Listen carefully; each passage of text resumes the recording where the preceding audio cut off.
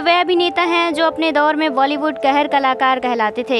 ये तीनों खानों पर भी भारी पड़ते थे। वे फिल्मी सितारा जिन्होंने अपने करियर के दम पर फिल्म जगत में हीरो की परिभाषा को ही बदल कर रख दिया। एक ऐसे कलाकार जिन्हें कॉमेडी का बादशाह और डांसिंग का भी बादशाह कहा जाता था। लेकिन क्या आप जानते हैं कि इस कलाकार के माता पिता दोनों ही फिल्म अभिनेता थे, फिर भी इनकी मां को इनके फिल्म में जाने से ऐतराज था। क्या आप सोच सकते हैं कि इस कलाकार की शादी एक रहस्य बन गई थी, क्योंकि इन्होंने अपनी शादी को सबसे लगभग 4 सालों तक छुपा के रखा था। और क्या आप यकीन करेंगे कि एक थप्पड़ ने सुपरस्टार के करियर पर रोक लगा दिया। क्या आप इनका वास्तविक नाम जानते हैं? इनकी मां चाहती थी कि ये फिल्म में ना आए, और क्यों इनका रातों रात करियर अर्श से फर्श पर आ गिरा। क्यों यह सुपरस्टार अपनी लोकप्रियता को अपने राजनीतिक सफर पर ज्यादा समय नहीं दे पाए। बने रहें आज की हमारी इस वीडियो के अंत तक, जानेंगे आज हम बहुत कुछ। नमस्कार दोस्तों, आप देख रहे हैं एवरग्रीन हिंदी सिनेमा। वैसे तो अब तक में आप समझ ही गए होंगे कि हम आज किस सुपरस्टार की बात करने जा रहे हैं। यहाँ वह हैं गोविंदा।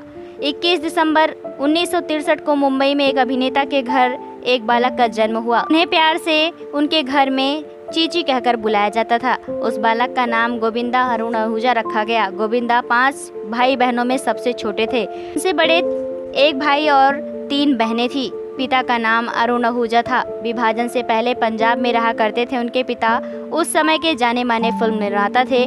महबूब खान के कहने पर मुंबई आ गए। अरुण आहूजा की मुंबई आने के बाद महबूब खान ने उन्हें अपनी फिल्मों में काम करने का मौका दिया। अरुण आहूजा ने लगभग 15 सालों तक फिल्मों में काम किया और उन्होंने इस दौर की मशहूर अभिनेत्री निर्मला देवी से शादी की।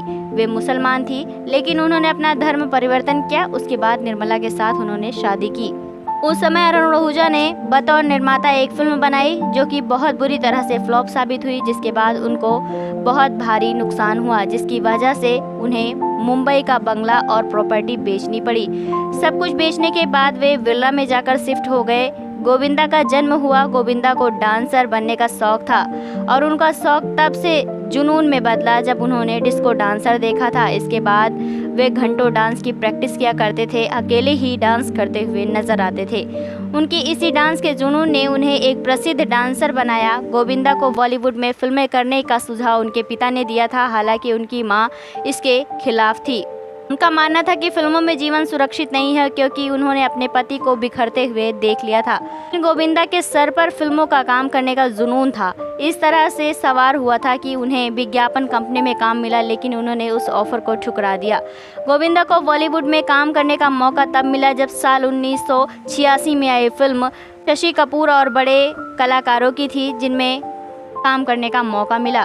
गोविंदा की पहली फिल्म लव 86 में बॉलीवुड को बता दिया था कि एक्टिंग, डांसर और मुस्कुराता हुआ शहंशाह जैसा चेहरा बॉलीवुड में कदम रख चुका है, जिसकी रफ्तार को रोक पाना अब आसान नहीं है। गोविंदा की लव 86 पर रिलीज हुई, जिसमें बॉलीवुड पर तहलका मचा दिया।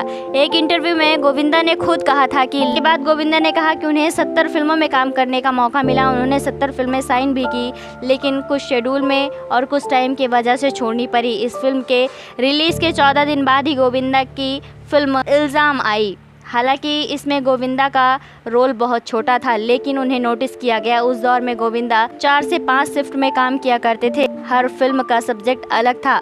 उनमें से एक फिल्म थी सदा सुहागन, जिसमें गोविंदा की सफलता को 7वें आसमान पर पहुंचा दिया। मुख्य अभिनेता के तौर पर गोविंदा की पहली फिल्म तन बदन इसी साल रिलीज हुई थी। गोविंदा ने 6 फिल्मों में काम किया। इन सभी फिल्मों में उन्हें बड़े बड़े कलाकारों के साथ काम करने का मौका मिला। यह वह समय था जिस समय मिथुन चक्रवर्ती को लोग डिस्को डांसर के तौर पर बहुत पसंद किया करते थे। इसके बाद गोविंदा ने 7 और फिल्मों में काम किया, जिस कुछ फिल्में सुपरहिट साबित हुई, और इसी के बीच गोविंदा ने गुपचुप तरीके से शादी कर ली। 11 मार्च 1987 को गोविंदा को इस शादी का फायदा भी मिला, जिसके बारे में हम आपको आगे बताएंगे। गोविंदा की पत्नी आधी नेपाली और आधी पंजाबी हैं। गोविंदा अपनी शादी के बारे में चाहकर भी नहीं बता सकते थे, क्योंकि बॉलीवुड में उनका यह शुरुआती दौर था। गोविंदा की फीमेल फैन फॉलोइंग बहुत ही अच्छी थी, और अगर उनकी शादी के बारे में पता चलता तो बहुत ही बड़ा झटका लग जाता। जिसके बाद गोविंदा की 10 फिल्में रिलीज हुई। इनमें से ज़्यादातर फिल्में सुपरहिट साबित हुई, जैसे घर घर की कहानी, जीते हैं शान से, हत्या, आसमान से ऊंचा, आखिरी बाजी, बिल्लू बादशाह, जंगबाज। गोविंदा की कुछ ऐसी ही लिस्ट में बड़ी बड़ी फिल्में शामिल हुई, लेकिन उसमें कुछ फिल्में अब भी रही। गोविंदा ज्यादातर पारिवारिक फिल्मों में काम करना पसंद करते थे। उनकी अधिकतर पारिवारिक देखने को मिलती हैं। इसके बावजूद भी गोविंदा ने कई एक्शन फिल्मों में भी काम किया है, जैसे ताकतवर, आवारगी, संग्राम और स्वर्ग जैसी सुपरहिट फिल्म शामिल हैं। इस बीच गोविंदा के साथ एक ऐसी घटना घटी जिसमें उनके वजूद को हिलाकर रख दिया। यह है कि अब तक में बॉलीवुड के सबसे बड़े सुपरस्टार अमरीश पुरी साहब गोविंदा के साथ एक फिल्म में काम कर रहे थे। अमरीश पुरी समय के बहुत ही पाबंद थे, जबकि गोविंदा के लिए समय का कोई कीमत नहीं थी। सुबह 9 बजे की शिफ्ट होती थी तो गोविंदा शाम के 6 बजे आते थे। इन हरकतों से अमरीश पुरी बहुत बुरी तरह से थक गए थे और वे चिढ़ भी गए थे। उन्होंने इसकी शिकायत की और दोनों में झगड़ा हो गया। अमरीश पुरी साहब ने गोविंदा को सबके सामने थप्पड़ जड़ दिया। सब सन्नाटे में आ गए और बॉलीवुड की अफवाहों का बाजार गर्म हो गया। फिर जैसे तैसे फिल्म पूरी हुई। इसके बाद दोनों ने कभी एक साथ काम नहीं किया। गोविंदा के लिए पहला झटका था समय पर काम करने का, लेकिन वह फिर भी इन्हीं हरकतों में रहे। फिर भी उन्होंने सुधारा नहीं।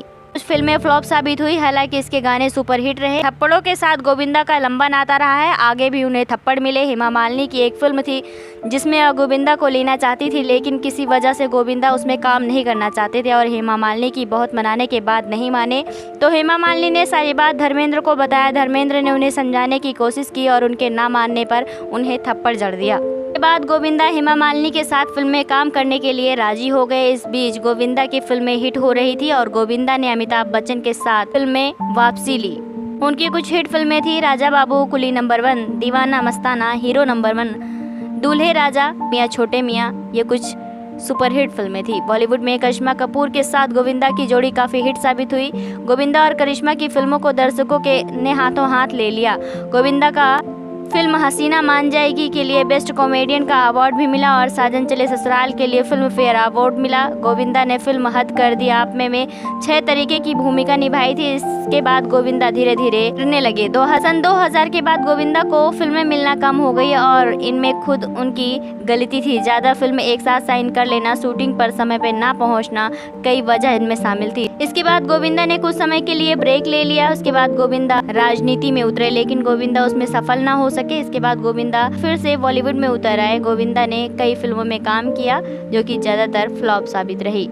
एक बार फिर थप्पड़ का कांड हुआ। इस बार गोविंदा ने थप्पड़ जड़ दिया और गोविंदा ने थप्पड़ खाया नहीं बल्कि थप्पड़ मारा। फिल्म के डायरेक्टर ने गोविंदा को बहुत तेज का थप्पड़ मारा और इस दौरान गोविंदा ने न दाएं देखा न बाएं, सीधा डायरेक्टर को तेज का थप्पड़ मारने लगे। गोविंदा का कहना था कि इस फिल्म में उस सीन्स को गोविंदा को थप्पड़ मारने के लिए ही जानबूझकर रखा गया था और इस वजह से ही गोविंदा आग बबूला हो गए थे। बात करते हैं गोविंदा की पर्सनल लाइफ के बारे में, तो आपको बता दें उन्होंने सुनीता से शादी की। उनके 2 बच्चे हैं, एक बेटा और एक बेटी। एक बेटी भी अभिनेत्री बन गई है और उनका बेटा भी फिल्मों में आने के लिए तैयारी कर रहा है। गोविंदा का नाम शादी से पहले कई अभिनेत्रियों के साथ जुड़ा था। दोस्तों, आपको गोविंदा की मूवी कैसी लगती है, उनका डांस कैसा लगता है, आप अपनी राय हमें कमेंट बॉक्स में कमेंट करके ज़रूर बताएं। साथ ही तमाम ऐसी और अपडेट को पाने के लिए आप हमारे चैनल को सब्सक्राइब करना ना भूलें।